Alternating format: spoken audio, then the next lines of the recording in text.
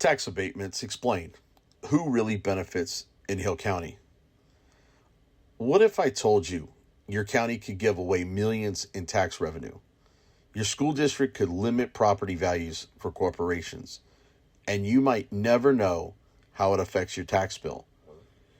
Today, we're breaking down how tax abatements work using places like Hill County, Hillsboro ISD, and Hubbard ISD as real-world examples. This isn't conspiracy. This is public record, and most citizens never look at it. What is a tax abatement? A tax abatement is simple in theory. A county or city agrees to temporarily reduce property taxes on new improvements, usually for a company that promises jobs and investment. In Texas, counties operate under Texas Tax Code Chapter 312. Here's how it works in a place like Hill County. Step 1. The Commissioner's Court creates something called a Reinvestment Zone. Step 2. A company applies promising capital investment, jobs, construction timelines. Step 3. The county signs an agreement granting 50, 75, sometimes even 100% tax abatement for up to 10 years. That means the company pays reduced property taxes on new buildings and equipment. What about school districts? School districts like Hillsboro ISD or Hubbard ISD operate differently. They used to use something called Chapter 313. That program expired in 2022. Now incentives fall under newer state-controlled programs, often involving Comptroller oversight, state revenue formulas. But here's the problem. When school property value is artificially limited, the state funding formula changes. So who fills the gap? Well, either the state or you, the local taxpayers, and sometimes both. Who actually gets paid? Let's slow down here. The company benefits first. They get reduced tax liability, lower operating costs, higher profit margins. Politicians benefit politically. They get ribbon cuttings, press releases, "We created jobs" headlines. Economic development corporations may benefit by controlling incentive packages, steering development deals. Now let's be clear. Kickbacks are illegal, but conflicts of interest, improper disclosures, political favoritism, those happen when transparency disappears. The money doesn't vanish. If revenue is reduced, one of three things happen. 1. Services get cut. 2. Tax rates increase. 3. Homeowners and small businesses carry more of the burden. That's math, not opinion. How could this hurt citizens?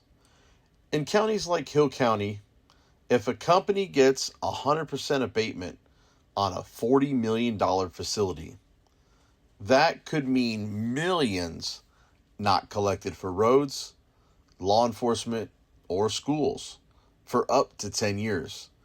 Now imagine, no clawback clause, jobs not created, property values later protested down, and citizens never see compliance reports. That's when abatements shift from economic development to corporate subsidy. Red flags citizens should watch for. If you're watching Hillsboro, Hubbard, or anywhere else, look for these red flags. Reinvestment zone created the same day as approval. No clear job creation requirements. No wage minimum requirements. No clawback provisions if company fails. Amendments passed quietly years later.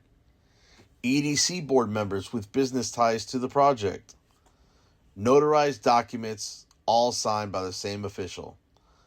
Public hearings with little or no notice. And here's a big one. Abatement granted before actual construction begins. If the investment was coming anyway, why give away the tax base? Records every citizen should request. If you want to understand abatements in your county or your ISD, file these public information requests. 1. The original abatement agreement. 2. The Reinvestment Zone order or ordinance. 3. Public hearing notices and minutes.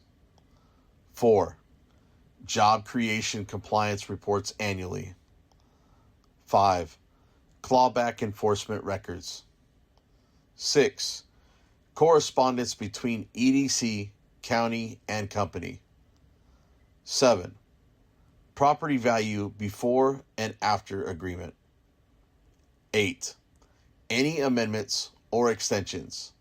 And for school districts, 9. Comptroller approval documentation. 10. State funding impact analysis. 11. Board deliberation emails. If they hesitate to provide it, that tells you something. Follow the incentives. Here's the real education. Abatements are not automatically bad.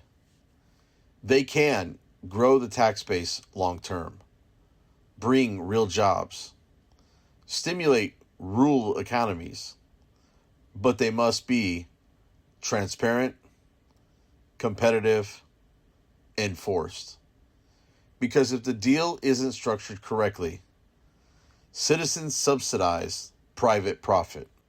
In Hill County, in Hillsboro, in Hubbard, the question isn't, do they create jobs?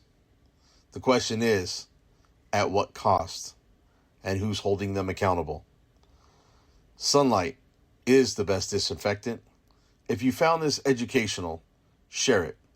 Because economic development shouldn't happen in the dark. So, buckle up, smash that like button, drop a comment, share this everywhere, follow us on Facebook for real-time updates because sunlight is coming. And as always, sunlight is the best disinfectant. Tyranny, corruption, extortion. Sunlight is the best disinfectant.